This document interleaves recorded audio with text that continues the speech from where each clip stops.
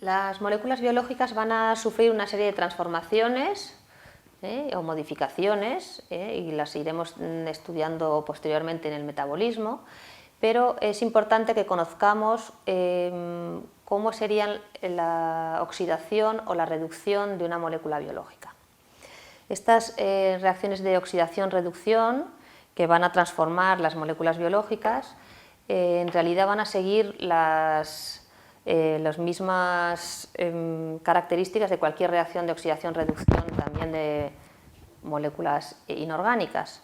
Sin embargo, en este caso nosotros nos vamos a fijar, como siempre, en el carbono, cómo es la oxidación del carbono y la reducción del carbono. Una molécula reducida sería aquella molécula que tiene el mayor número de electrones posible, que el carbono, por ejemplo, tenga el mayor número de electrones posible. Y una molécula oxidada, aunque siempre en la molécula oxidada estamos pensando en el oxígeno, deberíamos tener en cuenta que una molécula oxidada es aquella que ha perdido electrones. Vamos a explicarlo mejor con este gráfico.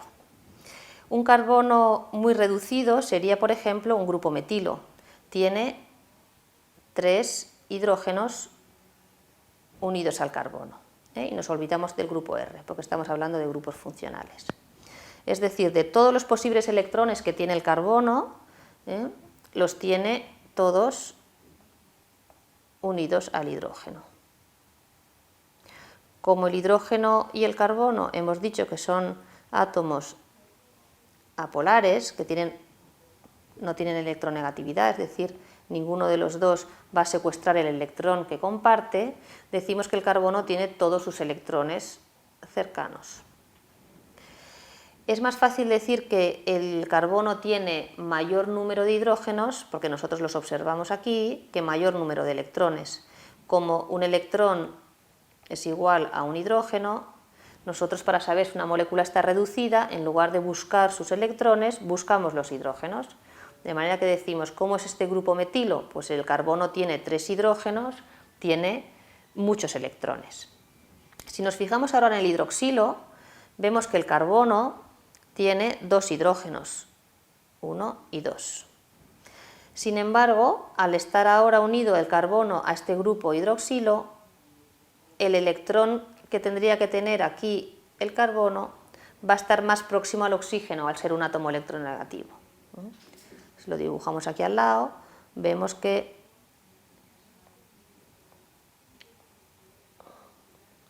un grupo carboxilo como un grupo hidroxilo como este, los electrones que comparte el carbono, en realidad habíamos dicho que el oxígeno era electronegativo y que se estaba alejando del carbono, acercándose del oxígeno. Luego este electrón ahora ya no está tan cerca del carbono, sino que está más cerca del oxígeno y podemos pensar que el carbono ha perdido un electrón. No lo ha perdido verdaderamente porque no se ha formado un ión, pero sí que podemos pensar que de los electrones del carbono, ahora uno de ellos está menos próximo al carbono y más próximo al oxígeno. Para poderlo entender fácilmente, lo único que tenemos que hacer es contar cuántos hidrógenos tiene el carbono. Hemos visto que tiene tan solo 2. Si lo comparamos con el grupo metilo que acabamos de revisar, que tenía 3, 1, 2 y 3, podemos decir que en el paso de metilo a hidroxilo, como el carbono ha perdido un hidrógeno, está menos reducido o está más oxidado. Si continuamos el camino de oxidación que nos marca esta flecha, el siguiente grupo funcional que está aquí representado es el carbonilo. ¿Qué le pasa a este carbono? Que tan solo le queda un hidrógeno, es decir, tan solo tiene un electrón, porque sus otros 2 electrones que están compartiéndose con el oxígeno van a estar más próximos al oxígeno y podríamos decir que el carbono los ha perdido. Si volvemos otra vez a observar cuál es el número de hidrógenos que tiene el carbono del grupo carbonilo, vemos que tiene 1, luego se han perdido.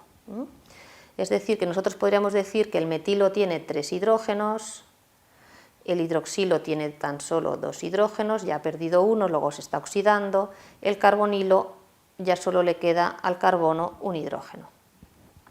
Y si vemos ahora el grupo carboxilo, vemos que este carbono ya no tiene ningún hidrógeno, 0 hidrógenos. Es decir, que sería el grupo funcional más oxidado. hemos visto la oxidación no como adición de oxígenos, sino como pérdida de electrones o pérdida de hidrógenos. Y esto es lo que nosotros deberíamos tener siempre como referencia para buscar o para saber si una molécula está oxidada o reducida.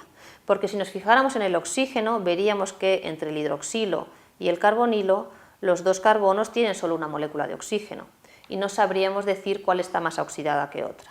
Sin embargo, si nos fijamos en los hidrógenos, vemos que el hidroxilo tiene 2 y el carbonilo tiene 1. De manera que sí que podemos saber que se está oxidando. Y se está oxidando porque está perdiendo electrones. Pierde electrones. ¿Cuál sería la forma más oxidada del carbono? Pues la del dióxido de carbono, que es la forma que tienen las moléculas de oxidarse hasta el final. Para ello, desde luego, si un grupo funcional tendría que romperse y desprender un dióxido de carbono, una molécula de CO2. ¿Cómo se reducen las moléculas? Pues haciendo el camino contrario.